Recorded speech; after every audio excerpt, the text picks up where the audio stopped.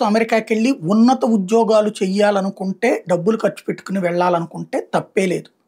అలా కాకుండా ఉన్నత చదువు అనేటటువంటి పేరుతో అక్కడ ఏ షాపుల్లోనో పనిచేద్దాం, షాపింగ్ మాల్లోనో పనిచేద్దాం, పెట్రోల్ బంకుల్లో పనిచేద్దాం, టాయిలెట్లు కడుగుదాం, తద్వారా రూపాయలు సంపాదించుకుందాం అనుకునే వాళ్ళు అమెరికాకి వెళ్ళడం మానేయడం ఉత్తమం.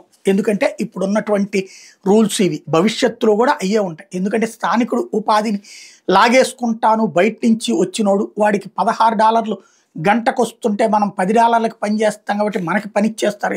కానీ అక్కడోడు ఉపాధి కోల్పోయింది కాబట్టి వాడు తిరగబడ్డాడు. దాని ఫలితమే ట్రంప్ లాంటి వాళ్ళ నిర్ణయం. ఇవాళ మళ్ళీ ఆగినా రేపు మళ్ళీ అదే నడుస్తుంది. దానివలన అమెరికన్ ప్రజలలో మన పట్ల వ్యతిరేకత పెరిగి ఇబ్బంది పడుతున్నటువంటి పరిస్థితి ఉన్నవాళ్ళు ఫేస్ చేస్తున్నారు. దీనికి తోడుగా తప్పుడు డాక్యుమెంట్లు సమర్పించి అక్కడికి వెళ్ళడాలు, తప్పుడు కాగితాలతో అక్కడికి వెళ్ళడాలు, తప్పుడు ఆలోచనలతో అక్కడికి వెళ్తున్నటువంటి వాళ్ళు తప్పు జీవితం అనుభవించాల్సిన పరిస్థితి వస్తుంది. చివరికి వ్యక్తిగత జీవితంలో విలువలను వదిలేసుకుని బ్రతుకుతున్నటువంటి వాళ్ళ కారణంగా టోటల్ భారతీయ సమాజం మీద ఒక వ్యతిరేకత సృష్టించుకునే పరిస్థితి అక్కడ వస్తుంది.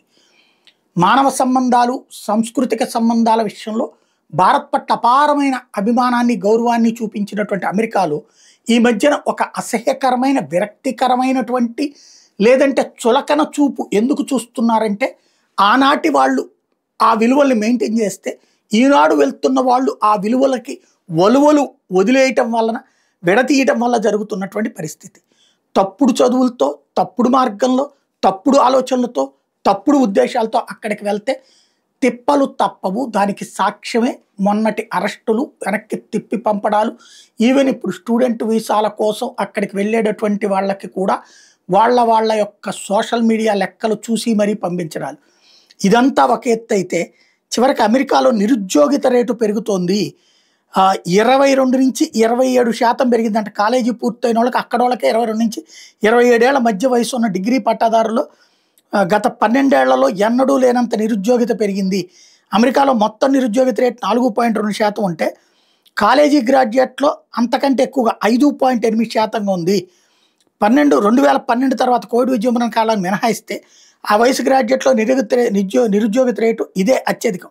ఈ పరిస్థితి మీద అమెరికాలోని ఫెడరల్ రిజర్వ్ అధికారులు సహా చాలామంది ఆర్థికవేత్తలు ఆందోళన వ్యక్తం చేస్తున్నారు.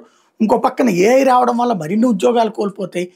ఆ అసహనం రేపొద్దున ఉపాధి పొందడానికి వక్ర మార్గంలో వెళ్ళే మనం దెబ్బతింటాం. అది ఆలోచించుకోవడం బెటర్.